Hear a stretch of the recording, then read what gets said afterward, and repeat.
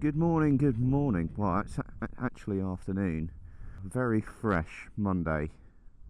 It's bloody cold. I'm up on the dike, but I'm actually here only to do one thing, and it's to ride this beast, the BMW S1000R. So I've lent this off Chandler's Bikes for a couple of days, so make sure you go and check them out. They're real cool. I've still got this cold and I'm still freezing. Just let this traffic go. Yes, I'm weird. Yes, I'm weird. I know. You can go. So let me tell you a bit about this bike first. I've already ridden it a bit, obviously, to get it up here. So I managed to get over the period of having an erection. The same engine as the S1000R and the XR, but instead of it having like 199 brake horsepower, it's only got 160. So it's been a bit detuned, which is kind of good, but it's still a massive animal. This bike in particular is due for its service, so it's only limited up to 9,000 RPM. But it's still enough power on the roads, definitely. This is the Sport SE edition, so this is the full spec, which comes with the quick shifter. Unfortunately, it's only up. There's no blipper like there is on the XR and the RR, which is a bit annoying, but hey ho, it's only like one little thing. And it's got this lovely Acra can on it, and it sounds amazing, and it's really loud, and I have to wear earplugs because it's that loud. So you've got your Brembo Golds on the front. They are amazing brakes. I've not had to use the rear yet because the front is so good. It's a lovely bike to ride. This was the replacement for the K1300R, which was very similar, but once they brought this out, they've discontinued the K1300 now. Ugh, bird poo. Okay, so the first thing I wouldn't recommend about this bike is do not put your phone on the back seat, because it will fall off and smash like mine did this morning. And also do not try and clamp a GoPro mount on the wing mirror, because I just tried to do that. It's the only mount I brought and I snapped it. So it's been a great day for me, but I'm keeping positive. I'm staying positive. So it does the old usual malarks.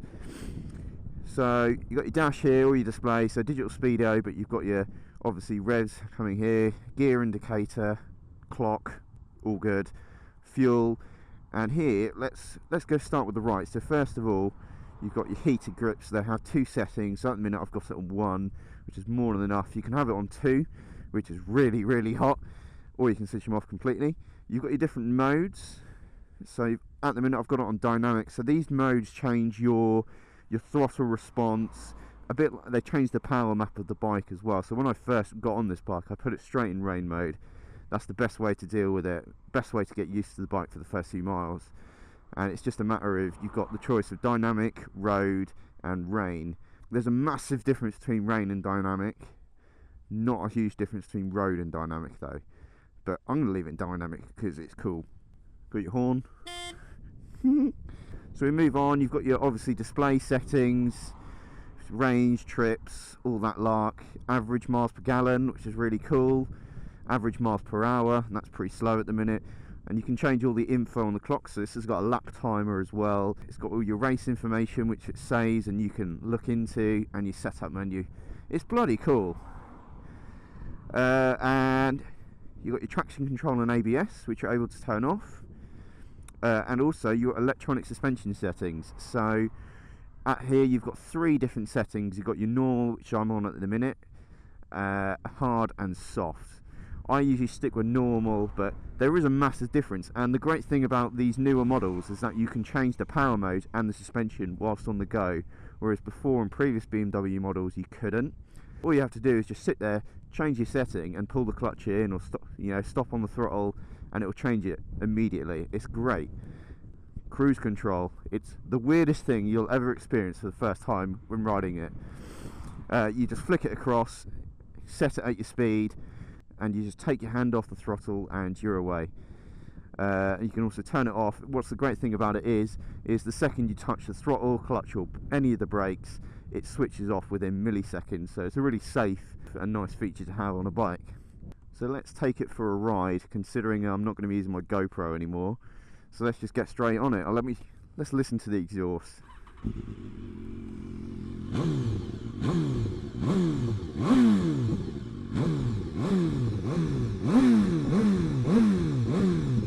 Sounds amazing, doesn't it?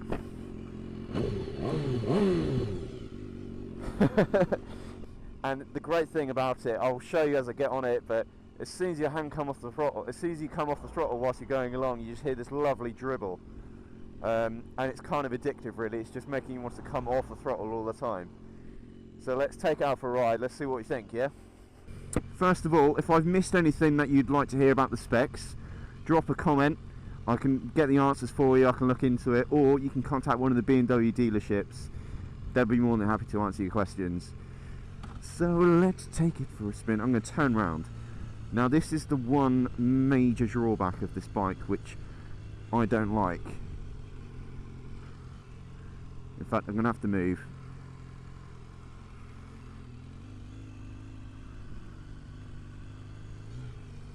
It's got a really crap turning circle. And that's because it's still got that super bike frame. But that's the way it is with these sort of street fighted bikes.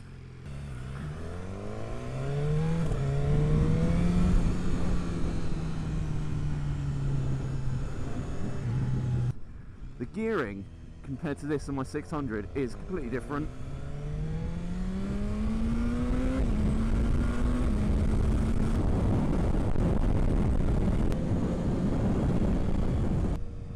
But yeah, such a great bike.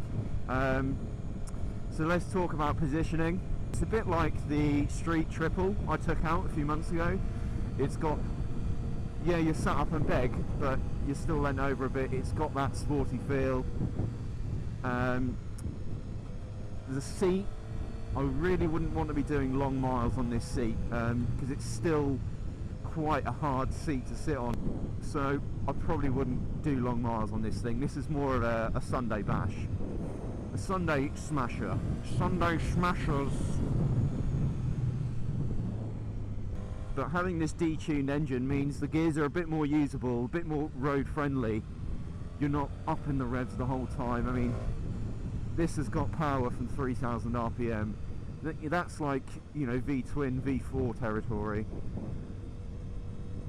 And a lot of inline-4 engines, especially nowadays, they're chunking the power right at the top. It's virtually unusable on the roads. This is a great example of how a superbike can be taken from its, you know, race form into this, which is a really road-friendly bike. And I've only ridden a few 1000cc bikes, but it's got a lot of power, but it's not too in your face, considering I'm used to a 600 at 100 brake horsepower. I'm sure though, if it didn't have the limiter, I'd probably be saying something different. But the ride is very good. Very, very good. The handling is absolutely superb. They've got the weight proportion spot on, because it is just light and flickable as my 600, if not more.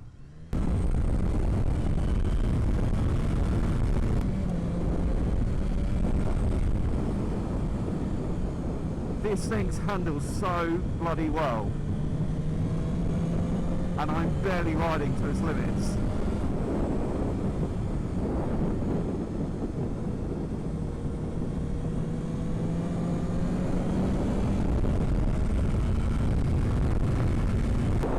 Thank God they've got a windshield on this thing.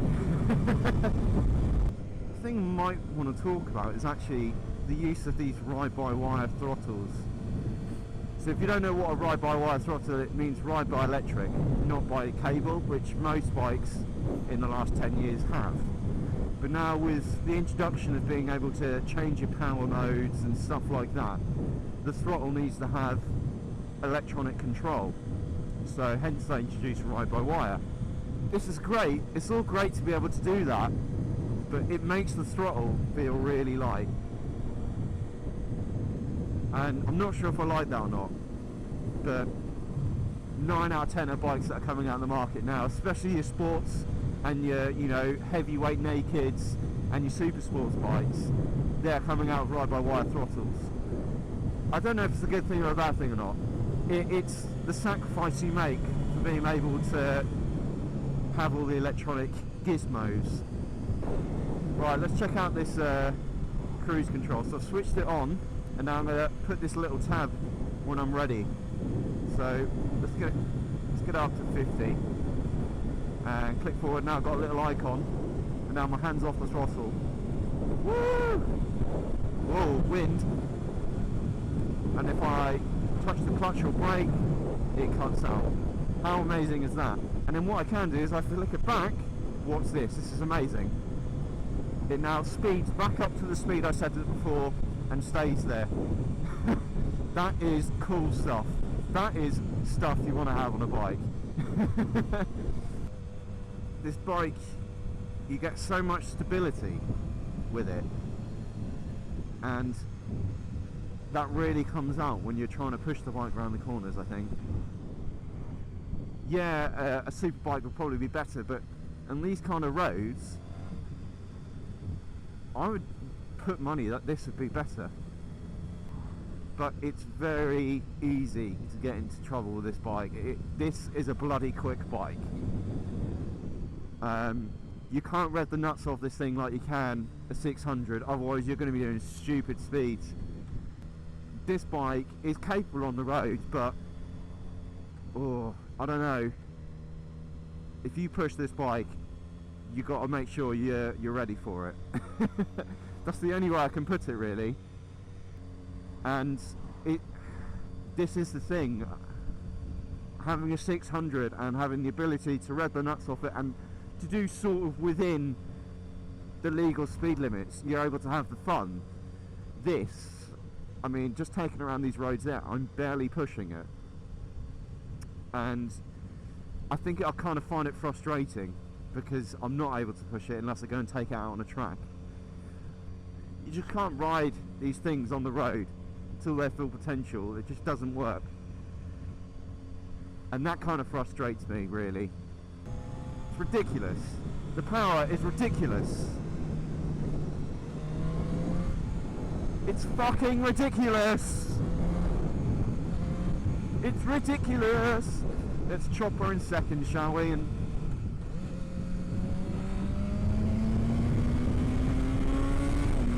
so let's talk about the brakes a bit. So I've already said they're Brembos. To be honest, I've barely used the rear brake. I've barely used it because the front is that good. I'm squidging it like that much and it chops the speed off suddenly. They're really good brakes, and that's why Brembo are Brembo. That's why they're that good, because they make that good brakes. The quick shifter is much better than the Triumphs, I tell you that, because when I took the Street Triple out, it was always slipping out of gear. This is much more, you have to give it a bit more of a push. This is much softer and much more stable than the Triumph one, and the wing mirrors are better. Fucking hell. Tell you what though, this thing drinks petrol, considering when I took this home last night it had 3/4 of a tank. I've used a third of that since. She thirsty. She is absolutely thirsty. Thirsty. Thirsty. Not thirsty, thirsty. So let's sum this up. Overall, I'd rate this bike 4 out of 5. Whoa, what is this woman doing? Okay. Got a lovely view. What a lovely day it is. It is starting to warm up a bit now. Yeah, I'm going to give this bike a 4 out of 5. A solid 4 out of 5.